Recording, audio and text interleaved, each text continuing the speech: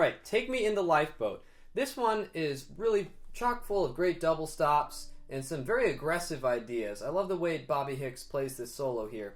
So it's going to start on a G chord. We're in the key of G. And this is a pretty typical way to start a break. It's on the notes D on the A string and G on the E string.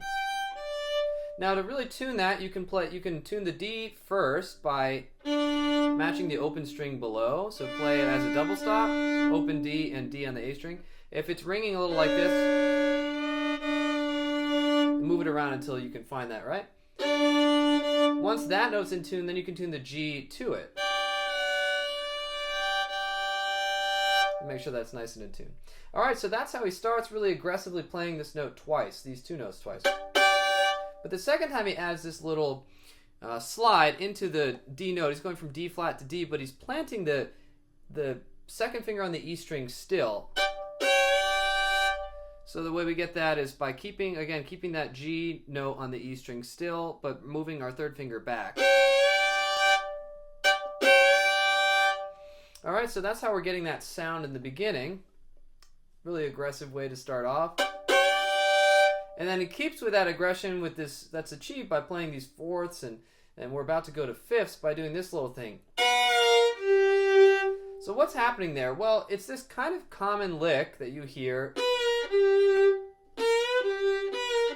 We all kind of know that bluegrass has a lot of that kind of sliding major, minor, third stuff. What he does here is he plays that lick, but with the basically putting this finger across both the A and the E string. So we get a fifth, the interval of a fifth, and on both the major third and the flat third. And what that really is doing is the major third you're harmonizing with the major 7, and then you're flattening it. So the flat third you're harmonizing with the flat 7, which is a really bluesy note. And then we resolve to the G there, a single note G.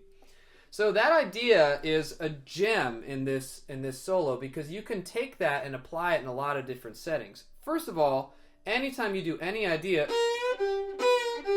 that uses the third of a lick that uses the third or the flat third and the third, you can add the fifth above no matter what key you're in to get that sound. And you can do it up or down. Alright, so if we just transfer that to a few different keys, we go up a key to A, well, right, the third in A is the C note or the C sharp note, so we can play both the C and the G above and do that kind of thing. So that sort of sound there is really neat. You can kind of add that to blues up your phrase. If we're in the key of B, it's a little bit more challenging, but we have our first finger on the note B, and the third of B is this D and D sharp.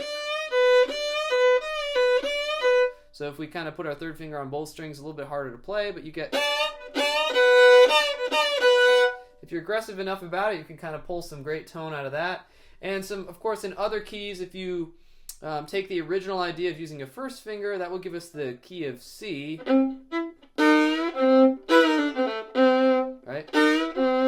We can get that sound in C. We can get the sound in D by doing F natural and F sharp.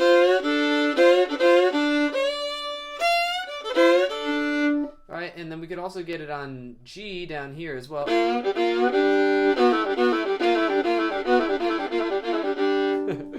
lot of fun you can have with that fifth sound. That really, to me, is a big part of this kind of aggressive bluegrass fiddle sound. So anyway, I would say that's the biggest really takeaway of this tune, is that idea, which you can kind of extract from this solo and apply it elsewhere. But let's get back to what he plays. So he goes... Now we're going to be on the C chord, which he starts on the third of the C chord, the note E. Just climbing up there. Alright? And then, C chord being... He's outlining that. But he's going to go up to the B flat here, which is a C. It's making that moment a little bit more bluesy. We're making that C chord a C7 chord, a C dominant chord. That's what he's outlining. So that's a B flat, a low one on the A string. And I believe he does this all in one bow. Alright, so kind of climbing down from B flat after that then B flat down. And then he skips down to the note E. And then skips back up to the note G. And he ends on the note D, but he doesn't use an open D. He actually does a unison with a fourth finger on the G string and the open D at the same time. So the way we create that real nice fiddle sound is by starting from beneath the note, closer to where a D flat or C sharp would be, and then you're sliding into it. So that whole lick goes like this. Yeah, so all on an up bow and then kind of resolving on the down bow. That's likely the bowing he's doing here. It might be something different.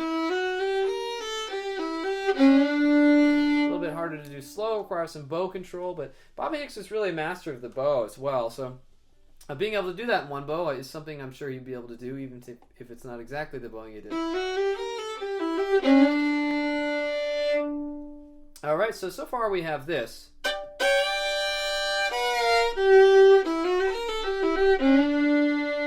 This kind of marks the midpoint of the solo. Now we're going to go from the next phrase starts on open D and climbs down to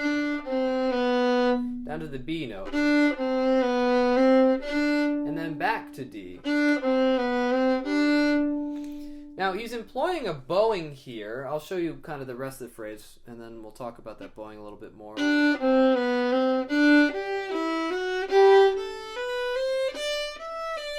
You can kind of hear the pattern there. Down, up, da da da da da da da da da. Right? It's a pretty clear pattern there. But the bowing we're using in this moment is called the Georgia Shuffle. Now this is one of the 3 essential bluegrass bowings that I talk a lot about. I have a separate video on that if you're interested in. It's essentially a down bow on the backbeat and everything else is slurred up bow. So it starts on the backbeat here.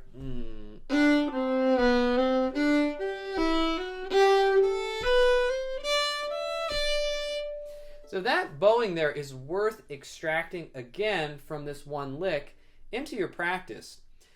One thing you could do to practice is just to restrict yourself to only using that bowing and then maybe just kind of noodle around on a scale like the G pentatonic scale.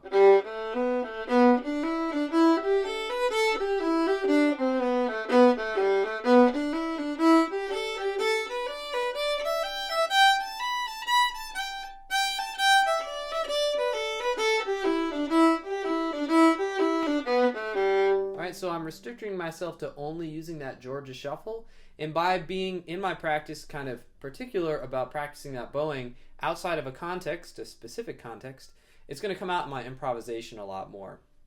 I do that with all sorts of bowings, but that's one example of that. That's again called the Georgia Shuffle. Alright, so the notes in this lick here is we're starting on D. It's actually on the upbeat, so like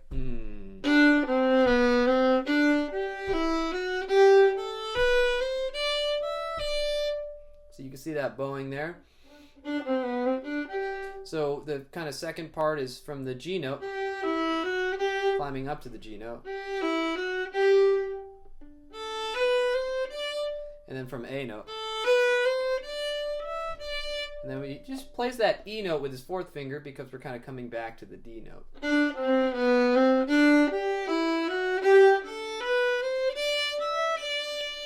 Yeah?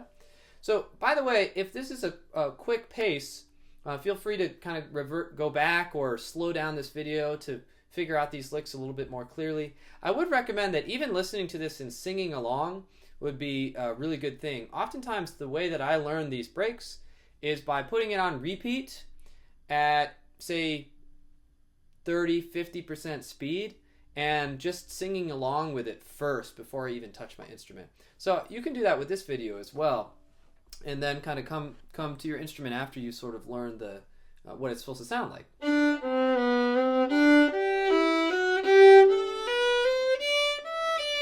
you can kind of hear the pattern there in the notes and with the bowing. But the next kind of part here is that same double stop we started on, the G on the E string and D on the A string, but he's going to actually start with a little suspension. It's going to be the E note on the on the A string, which is a fourth finger. So that gives you an E and a G at the same time. And he just kind of uses that as a suspension above the G chord. So that's after this little lick here.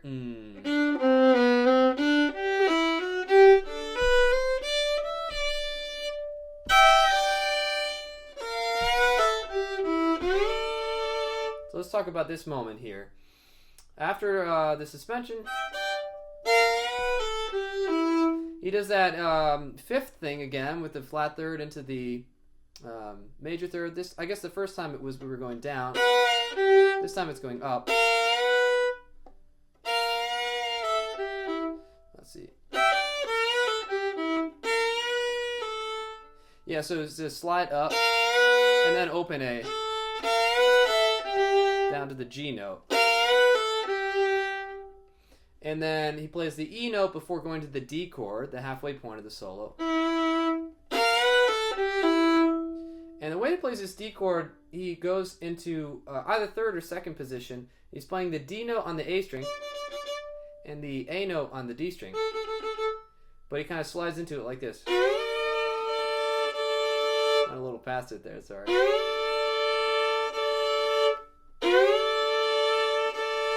Alright, so he's kind of getting there. I'm playing that with my first finger on the A string and my second finger on the D string. But you could also do it with a third finger on the A string and second finger on the A string and third finger on the D string. That could be a preference. It sort of depends. They both unlock different licks you can play out of that. But he just stays on that chord, so either choice is good. I tend to use first and second finger. Alright, and then he gets out of that by doing the reverse, like to slide down to our open D and A string.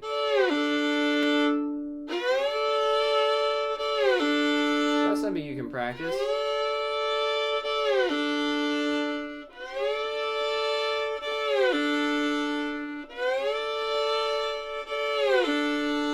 You get the full sound there. So that full lick is try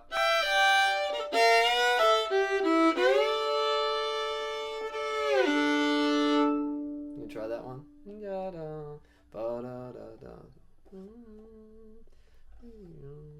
It's a tough one, worthy of slowing down and really practicing.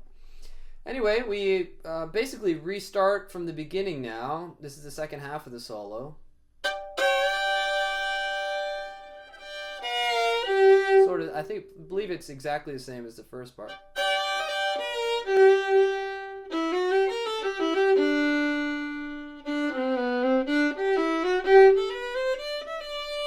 So that's exactly the same as the first part. And here's the final lick.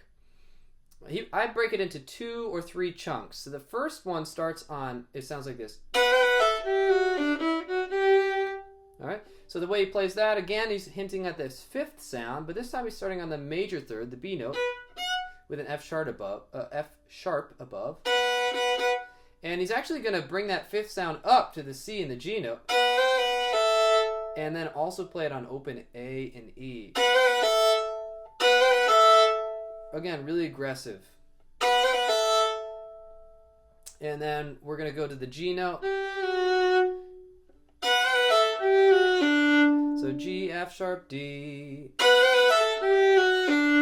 This is kind of on the, I believe it's on the D chord at the end. And then we end on the G note. Now that would be a great place for any normal fiddle player to end. It's the sort of how the melody ends. And you could end there just fine. That would be a great passable solo. But typical Bobby Hicks style, he's going to add a ton of great licks afterwards. So instead of landing and staying on that note, he does a couple great licks afterwards. He climbs down. He just barely touches the note that's the resolution to that previous idea and goes right into his next lick, which is a triplet. Triplet, and then we end on the D note there. Alright, so then we're going to climb down to the B note. That's a great little lick to steal on its own.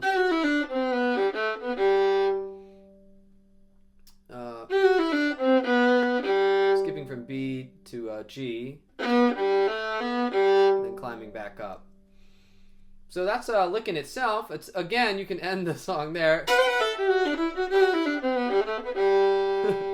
But again, he keeps adding more exciting things here. So that's one lick you can kind of take out of, you can play that in A. That's a great, same fingers for the, if you were in the key of A. You want to put that in your repertoire. Same thing for D. So that's a standalone lick right there. And then this next one, he's going to, basically is the third tag lick. He goes...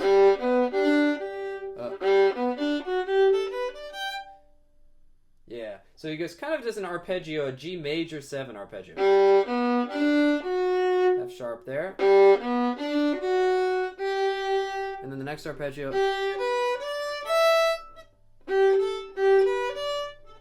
Let's see.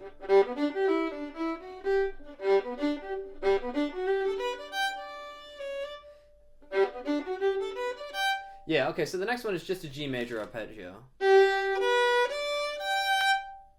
So G, B, D, G. Oh, you know what? It's actually a G pentatonic scale. Sorry about that.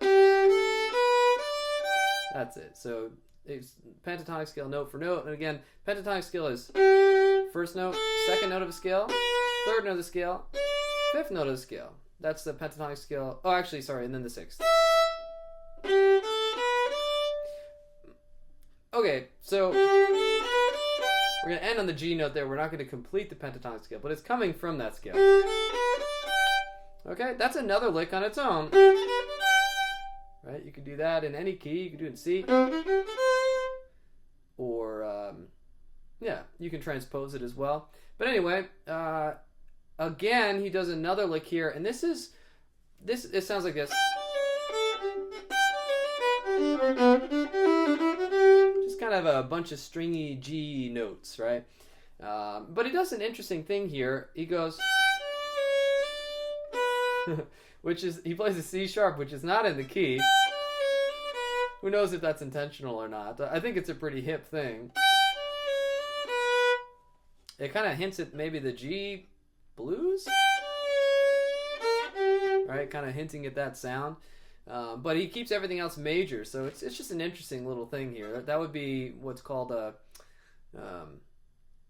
what's the term?